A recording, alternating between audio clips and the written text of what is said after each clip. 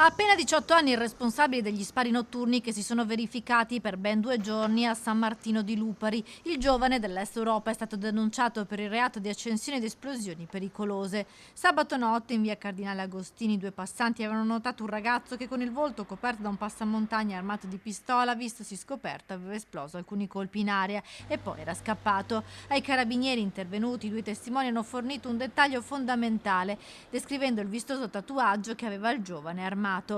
A terra i militari hanno anche rinvenuto alcuni bossoli a salve. Lunedì ad allertare i carabinieri invece è stata un'anziana svegliata nel cuore della notte dal rumore di diverse esplosioni. La donna alla finestra ha visto un ragazzo che si allontanava a piedi nei campi, urlando, imprecando e continuando a sparare in aria. Anche in questo caso il fuggitivo aveva un tatuaggio vistoso alla gamba.